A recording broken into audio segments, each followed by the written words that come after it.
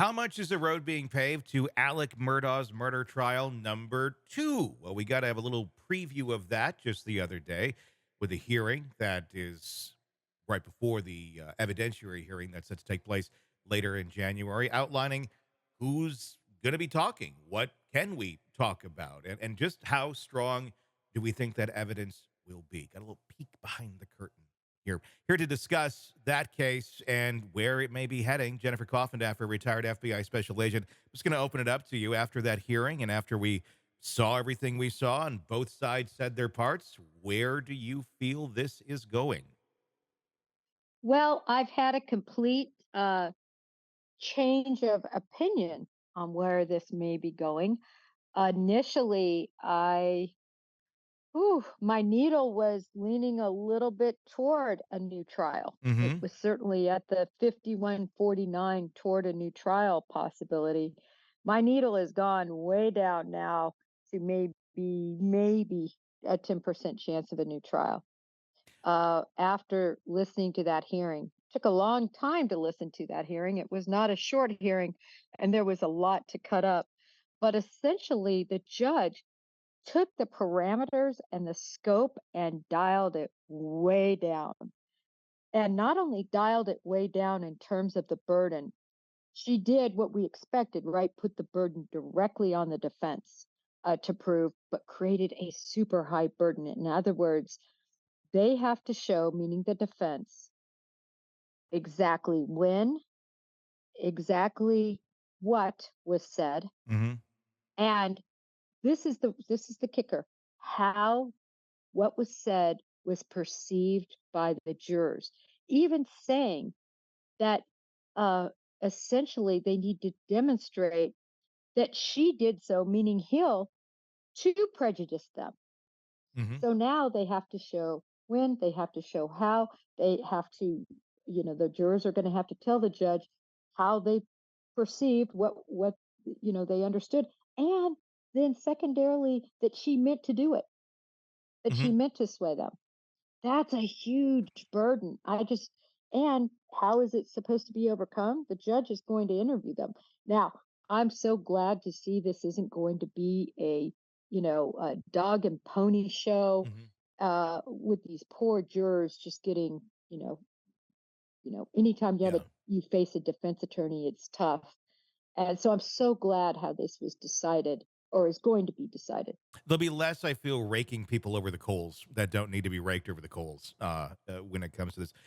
The burden of proof, I think, is something that is it being followed to the letter of the law? Though, I mean, I guess that would be kind of the question. The defense believes that they just need to prove that she said those things. How it affected the jurors, that's up to the jurors. How do you prove something like that? Number one, okay, you have to prove she intended to do it. Well, I would assume if you go into a group of jurors and you say something to the effect of "Don't believe his lies," which I believe there's a sworn affidavit stating from one of the jurors that that is what was said. I don't know if that was the alternate that never actually had a say or who it was exactly, but the fact that it was said in that at sort of a presence that I think is clearly showing intent. If you're expressing don't believe somebody, uh, your intent is to try and express that you don't want people to believe this person.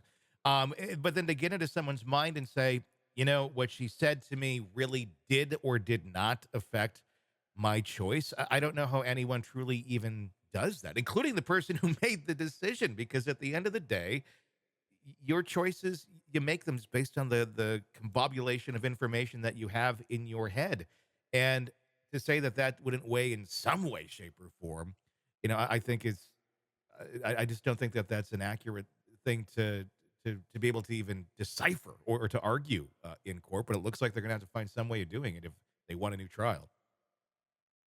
Well, also, and the judge said that she hasn't seen any of this information, but the jurors were interviewed by SLED, Hmm. and they did it recorded, Hmm. and then the agents with SLED reduced what was said to what we call a MOI, or they call an MOI. We call them 302s, but a memorandum of interview. So from there, at least according to what was said in court, there was nothing from these jurors indicated any sort of jury tampering.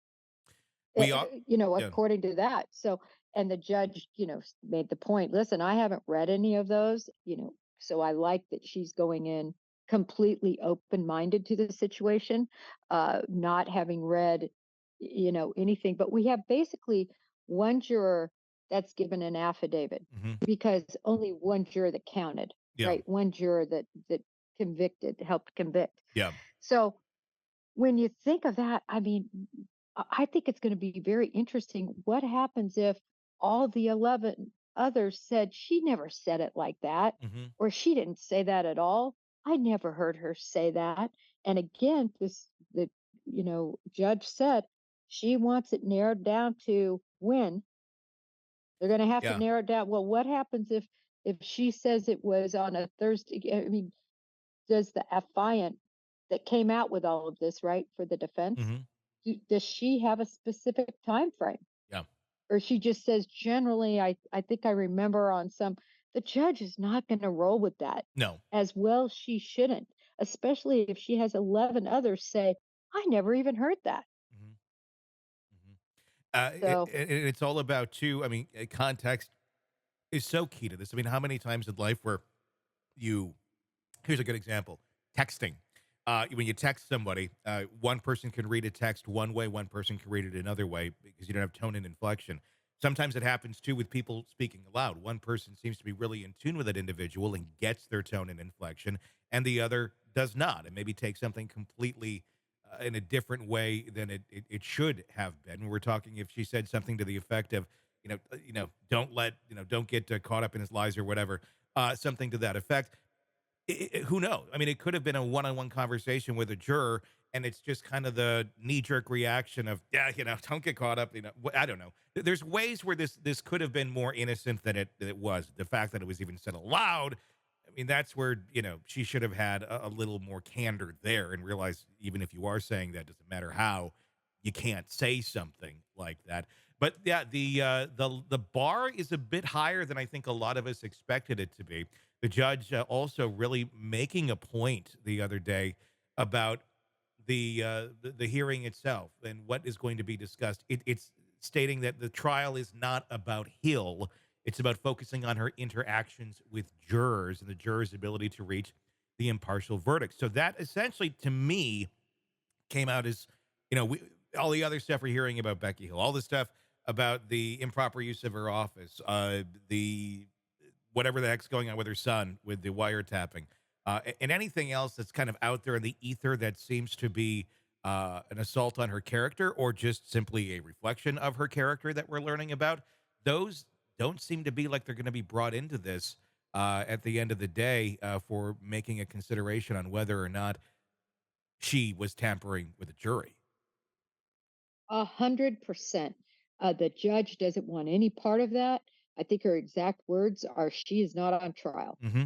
And so all of that extraneous stuff that you and I have been talking about, and really it's just been out there everywhere, that isn't going to come into play at all. Hmm. So when you dial this little microscope down Yeah. now to really this pinhole, principle that we're looking at, I, like I said, Yeah. maybe 10% chance of a new trial with what has been presented now that I heard Sure. in all that courtroom testimony. I think it defined it a lot more. I mean, you almost you have to put blinders on now and go, okay, well, this is all that they can be looking at. This is all that we can be considering. It's when you take that other big chunk out of this case of all the other improprieties. Yeah, it's not super strong. Those other pieces are what seem to give it a lot more merit. But I mean, look at Alex Murdaugh. Look at that case right there. He got sunk, I think, more so because of the horrible things he did as a human being financially to people than even the murders, because the murders themselves had a lot of weird holes in that just were very difficult to explain. Not to say he didn't do it, but more difficult to kind of wrap your mind around than the very clear acts of the financial crimes that he committed. Well, the big mistake, I believe, was the minute he took that stand. As a person that Mhm. would sit next to the prosecutors in all of these cases, I salivated We all did. Whenever they said they were going to take the stand, Mhm. wringing our hands Yeah. because it was the chance to talk with them. And in all the cases, the reason that we're there is because we believe they're guilty. Yeah. I mean, shame on any FBI agent that takes a case to a prosecutor and doesn't think the facts bear that that person is guilty. Shame on them Yeah. if they don't even believe in their own case and their own facts. So when he went up there and said he wasn't there, and then that recording came out, it was Yeah. just drop the mic moment, 100%. Yeah. and in this hearing the other day, if you could have seen his face, and maybe you did watch it, I was just watching Yeah. him, he had this smiley kind of happy grin throughout. And as soon as he saw the ruling by the judge on the narrow focus, oh Mhm. my gosh, he was Yeah. just, he got an evil look. Yeah. I posted it on my Twitter. The evil look of Alex Murdaugh Mhm. Yeah. crossed his face And because let's he was like, say this is not going the way I want it to. Sorry, Tony. no, and let's say let's go through this. Let's say okay, they have the hearing and the judge says, "Nope, you do not get a new trial. This does not meet that burden."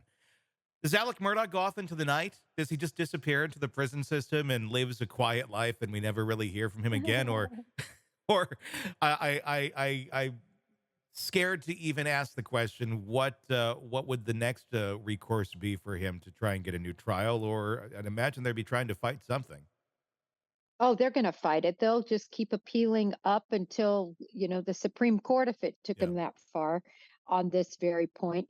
But there's a lot of case law. The prosecutor did a good job of really digging deep into case law that supported their position. Hmm. The defense had case law also, but it was so crystal clear after listening to those cases, the citations and the arguments to the judge, and really most listening that no, this is jury tampering and it's very focused. Hey, it's Tony Brueski. If you like the podcast, be sure to like, subscribe, and press that bell so you don't miss any of our updates on the cases we're following for you right here at the Hidden Killers podcast from True Crime Today. And thanks